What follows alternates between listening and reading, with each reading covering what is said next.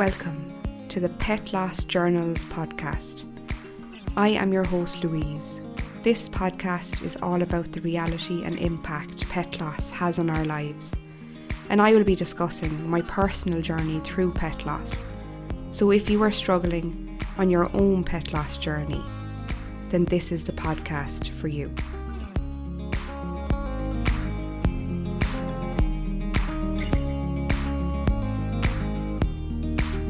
It's episode 41. Welcome, and I'm glad that you're listening along if you have been.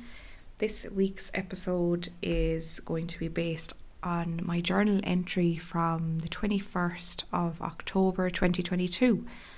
I'm going to start reading straight away, and we can chat all about it then after. I am starting my first grief recovery method support group on Monday with 3 wonderful women. I'm super nervous, but at the same time so excited and looking forward to changing my life. I can do it. I actually am surrendering to the universe's plans for me. Tomorrow is the 22nd of October, the 3-year anniversary of my 2 babies. I am feeling emotional this week, and Steve and I are hoping to go to their favourite beach in memory of them, as we usually do. Their memory is driving me on to help others who have lost their pets. I just feel so compelled to help others, I really do. I just want to make some kind of difference in the world. My freedom is fast approaching and I am so impatient. I love the love from Ozzy and Moose because it's stored safely in my heart, where I dip into now and then when I need it. That's this week's journal entry. It's short and sweet, but I think the parts that I've picked are quite relevant, really, and I love the fact that it takes me right back to the very start of my journey working with people, working with clients, so October 2022, and I had just finished all of my grief recovery method training with the Grief Recovery Institute, and this wonderful group of 3 women that I was starting my first support group was called my pilot group, and it was my very first group that I was guiding people through the grief recovery method. And I was so nervous. I was so nervous, even though I was fully prepared, and it was just a wonderful program and wonderful number of weeks with those women that it gave me that confidence to set up the business and start working with people after that. And it's been, I can't even believe that it was that long ago, October 2022, but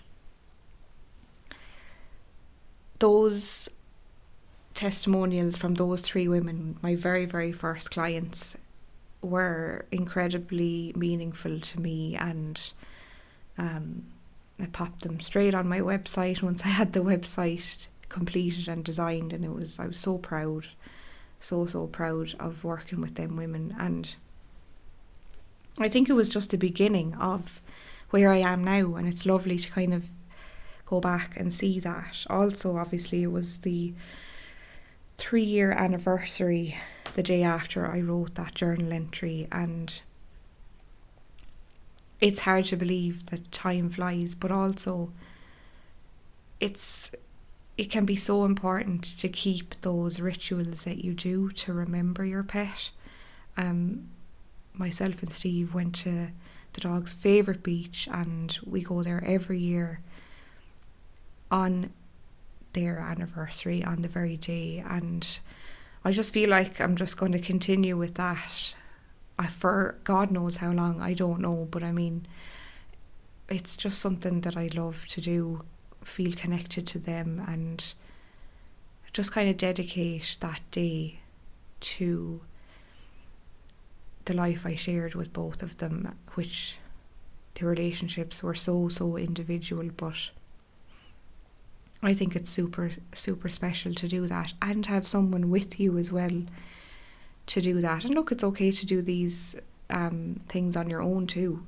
Totally okay. But and I say that I'm feeling emotional, and that's totally normal as well, because memories are going to pop up, and you know, there was lots going on. I was starting my first support group. I was, you know, visualizing what my business would be and trying to create that and everything, and it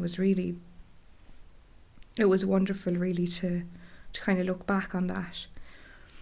And I mentioned that their memory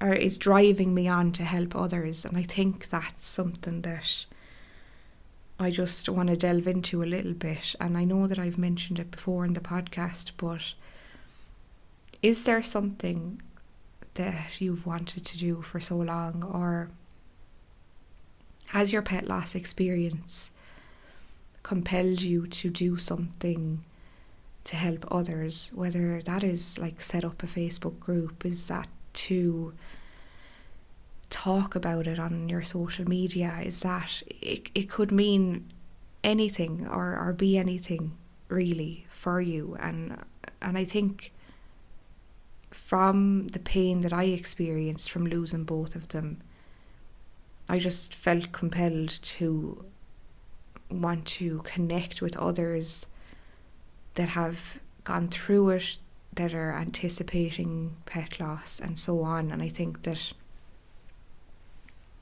there's so many people that feel alone, and then there's so many people out there that don't even know that pet loss supports exist, whether in different countries. And I know that there's quite a few in the US, there's some in Australia, there's some in the UK and different parts of Europe. But I mean, they can be hard to find, and they can be, because I couldn't find any, you know what I mean, and there was nothing in my country as such, besides a couple of therapists that are specialising on the side, kind of also helping people with pet loss, as well as general therapy and that. But I think it can be like a minefield, and I think that a controversial comment that I might come out with is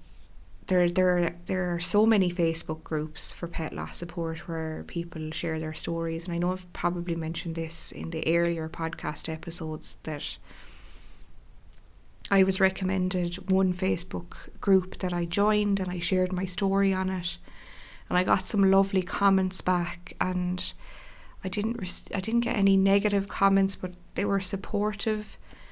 I think what I enjoyed more about it was putting that down, like writing it, typing it out in black and white, and kind of doing that act itself was what was helpful for me. But there are situations where I've talked to clients where they have joined the pet loss support groups on Facebook, and they have received comments that have not been helpful from some people on it. The majority are helpful, but I think like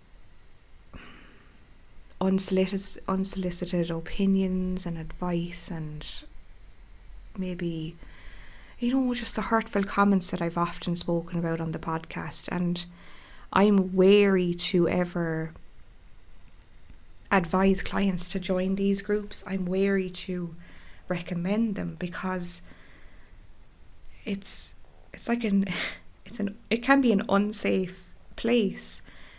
And although it's a controversial comment, I think it's valid to say that, because it's like it's some of these groups are so large that they can't be controlled fully or can't be monitored fully. And what might be helpful to one person might be destructive to another person's grief and how they're feeling, and may spiral them into feeling triggered or wondering did they make the right decision around circumstances around their pet's death and so on. So I would just be wary of recommending joining Facebook groups to clients for that reason. And I think it's valid to kind of speak about that, because I know that I've spoken to people who have had some negative experiences with it, and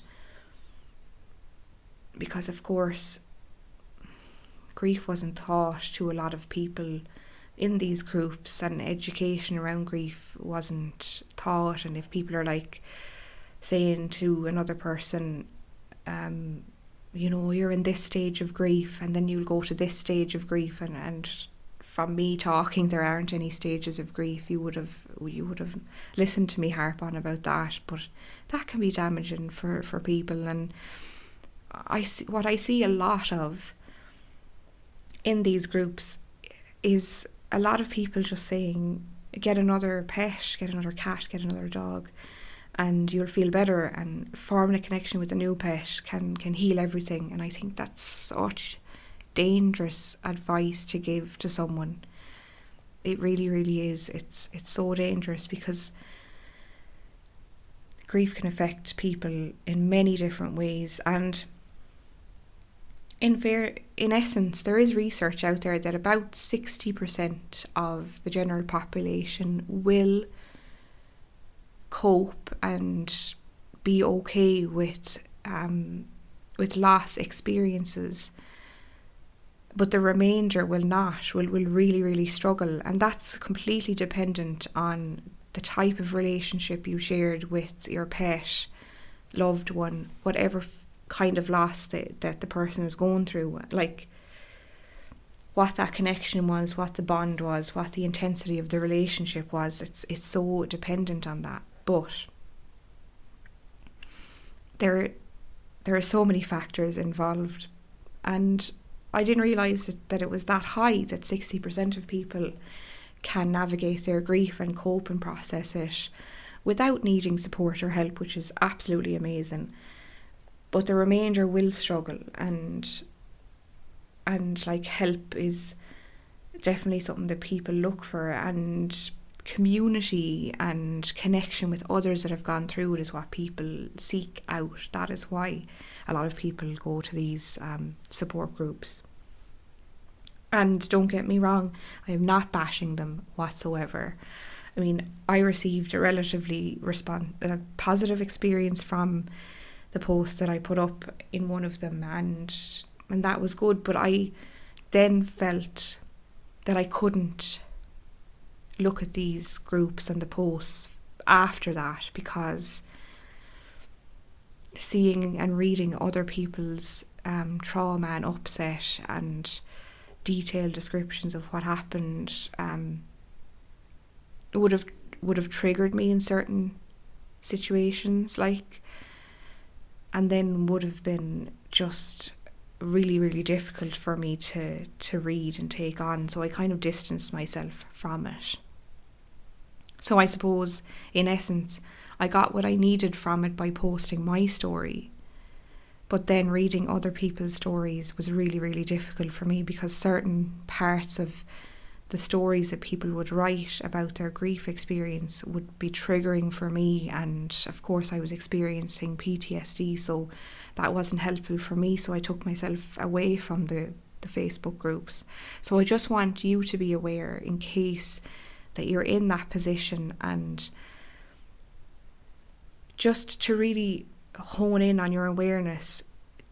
What does being part of this Facebook group mean to me? Ask yourself that question. And how does it make me feel when I've scrolled through those posts and read them all and commented and offered support? Or whether you did or didn't, that's okay. But just to journal, how does it make me feel, seeing these posts, reading these posts, seeing the pictures of other deceased pets, and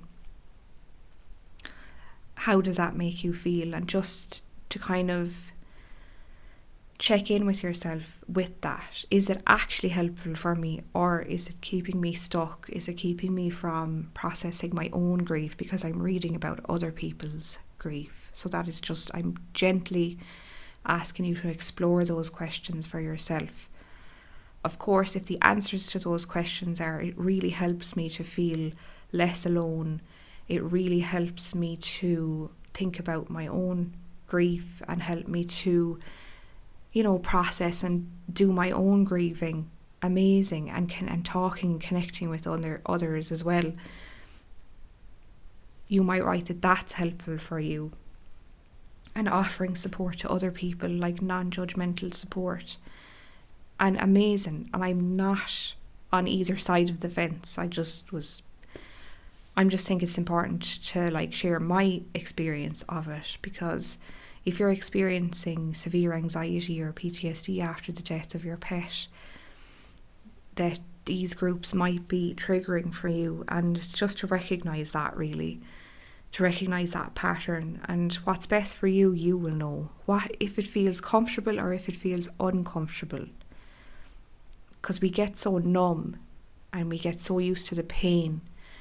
And I think that just focusing on you and your grief and your pain and finding the support that feels and works best for you is what's most important. And I hope that that's somewhat helped you to kind of be aware if you are part of these groups, because there's hundreds of thousands of people in these groups, and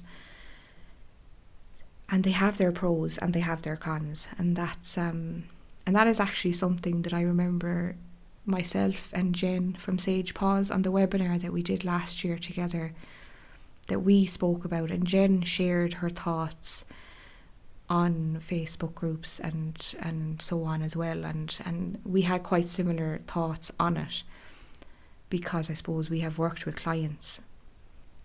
But I think it's really important to highlight that, and some people have incredible experiences, but some people have not so much incredible experiences with it. But either or, it's just to have that awareness in the back of your mind and journal on it. Ask yourself those couple of questions that I kind of mentioned earlier.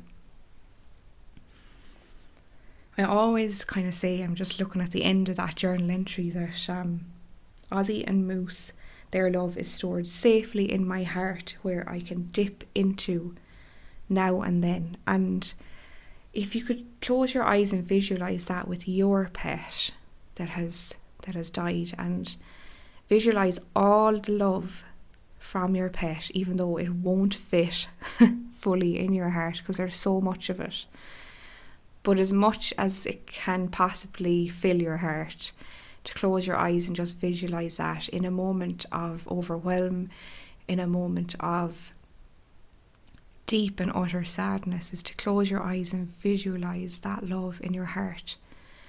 And just visualise yourself with your hand dipping into your heart and scooping up some of that love and holding it and letting it absorb in through your fingers, through your hands, your arms, all the way throughout your whole body, and just absorbing that love, that you can access that love any time that you need to. And it might just take you a split second if you're out in public and you're feeling overwhelmed, if you're in a group of dogs and you're feeling overwhelmed, whatever that may be, whatever situation that you feel triggered, overwhelmed, that the grief wave is approaching you full force. Close your eyes for that split second to say, the love of my pet is full up in my heart, and I'm going to scoop out some of that love and absorb it in. I think that visualization, it really, really helped me in so many times. And it's so simple. And it's not belonging to anybody. It just popped into my head, and it's just what I like to visualise. And whether that love has a colour that you're holding, whether it's baby pink, or if it's bright red, or whatever colour that is, purple, and that you're visualising that. I think that visualisation is underrated, and a lot of us do have our imaginations and we can visualise this, but then we can also come to a space of, it's lovely to believe that this is true, and why not? You know, if it's true for us, and even if we keep that to ourselves and we have a couple of different visualizations, then if that helps us in a time of deep grief, in a time of being triggered, feeling panicked, PTSD, having a flashback, whatever that is for you, then hell yeah, let's do it. It's going to help. It's helped me. So I hope that little visualization tip has been something that you can adjust to your own, you know, your own way, whatever you want to kind of do to help you. But I have veered off from my journal entry when I started talking about the Facebook groups and so on. But I think that I do go on tangents, but I think that it's okay to do that. These aren't scripted anyway. So I mean, I've often said that these episodes are not scripted. It's just coming straight from the heart, really, like, and coming straight from memories that crop up throughout me talking through the episodes. So I think that it's important to just be free-flowing and authentic about this. Also, I knew I had to say something. I knew I had forgotten something to tell all of you listeners, is that last Sunday, the 14th of July, was the 1 year anniversary of the Pet Loss Journals podcast. 1 year of releasing episodes. And fun fact as well, last Sunday the 14th was also the date that myself and Steve got engaged a year ago. And it's incredible because I had recorded my first episode during that week and I had scheduled it to be released on the 14th of July, and little did I know that would also be the start of an amazing journey with my partner by getting engaged. So what synchronicity? It's obviously, I don't believe in coincidences. I really, really don't. I know some people do, but definitely not me. I feel that these things align for a certain reason, and it'll always be etched into my memory, that special fact that my first ever podcast episode was released the day I got engaged to be married to somebody that I believe was sent to me by Ozzy and Moose. And I think that that's so precious to me, and I keep it really close to my heart, and I feel like I'm getting emotional now just because it's just such a beautiful date that I will always remember. And I think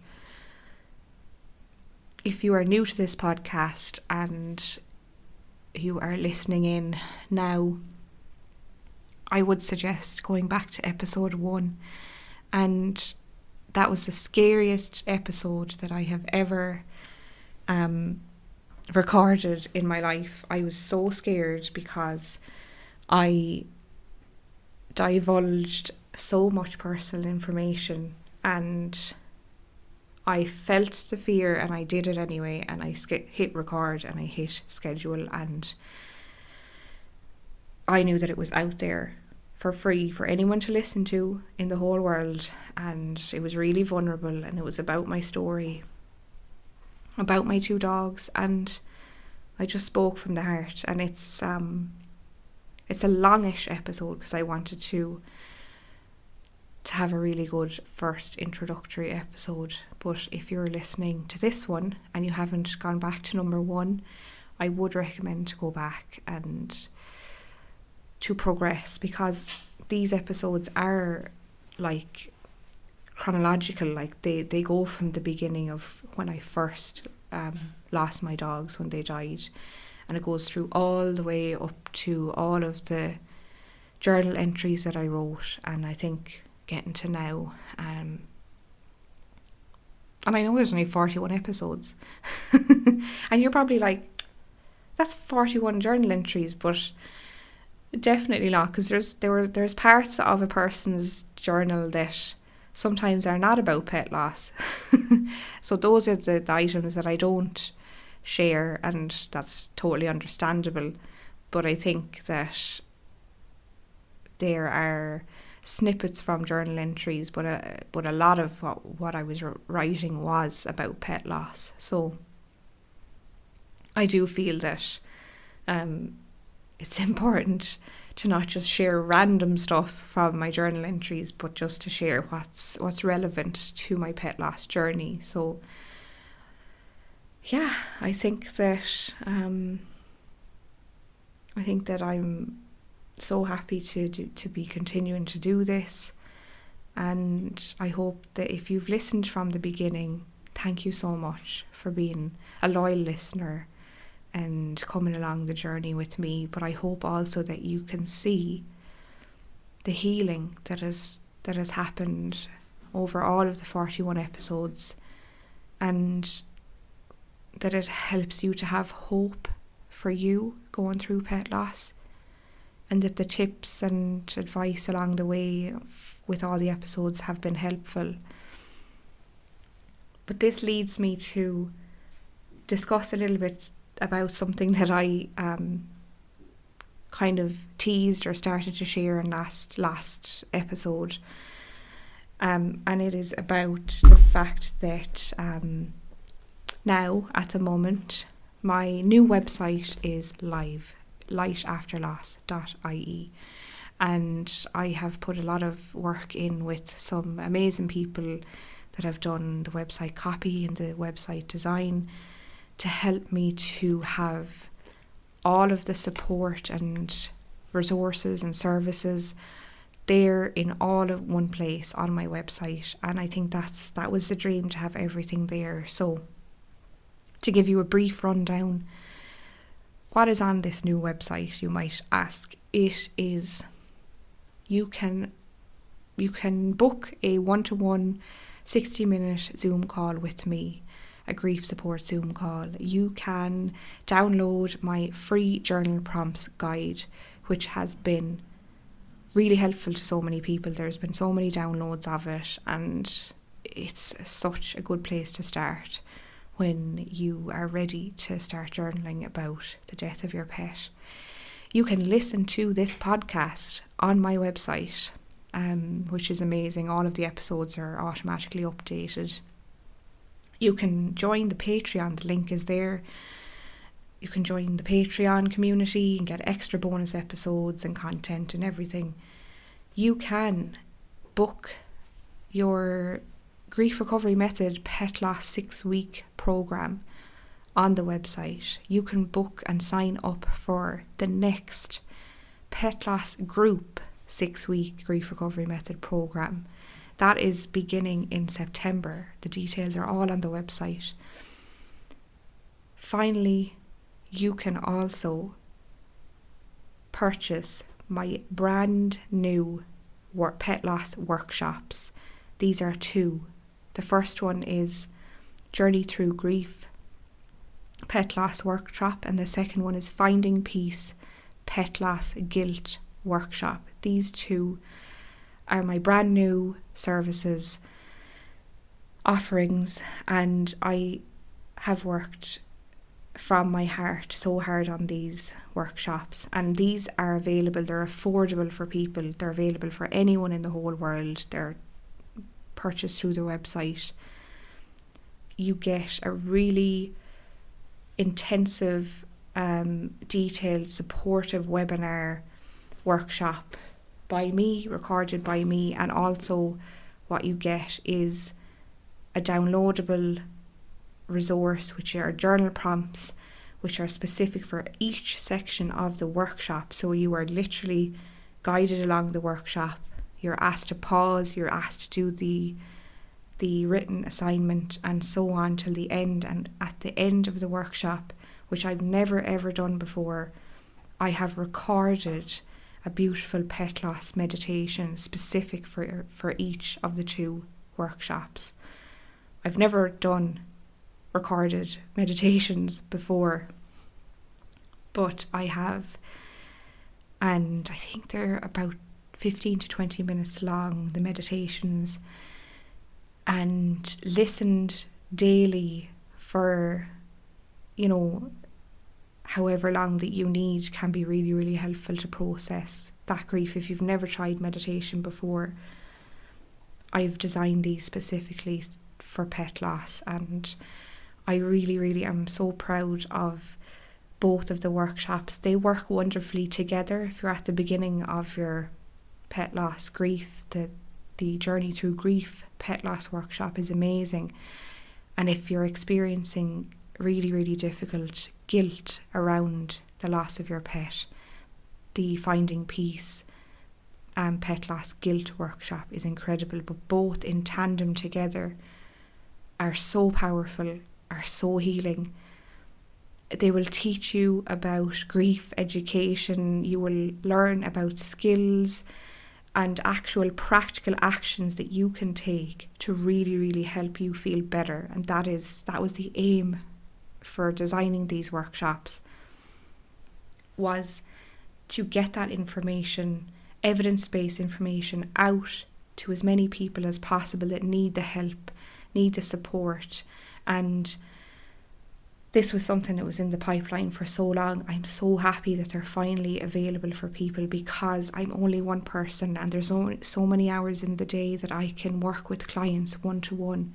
But having this new offering available is going to be incredible, and I'm getting some great feedback already, and they've been really helpful. And that was literally all my aim, is to help people that need it to feel a bit better, to learn how to start to process this, and just to feel seen and heard. And you'll see my face and I'm talking to you through it. I share some personal experiences throughout the workshops too, and that is my website in a nutshell.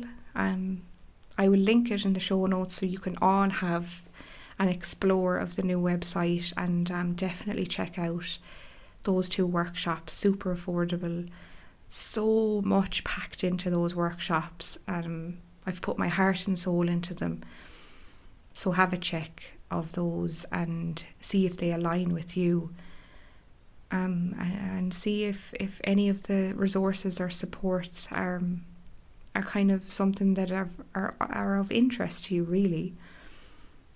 I always find it a little bit uncomfortable talking about my services or offerings, and I'm getting better at it, but I'm happy that I've shared it all with you now. And I think that it's important to highlight that these are available. These are really, really helpful resources to have available to people, and I think that it's a really good thing. Practicing self-confidence and sharing what I'm most proud of is really, really important, and I hope that you take a leaf out of that book also, in whatever capacity this week, for yourself. If you want to head over to Patreon, what I actually recorded was a really, really good episode of a life update. So I am sharing, or I have shared, it's already there and released in Patreon, a life update, which is lots of personal information about myself, which I'm so happy to share on Patreon. And if you're looking to kind of get to know me on a more personal level, head on over there, and I actually share some stuff that I'm shocked at myself that I shared. But I think that it's really, really important for especially Patreon members to get to know me a little bit better.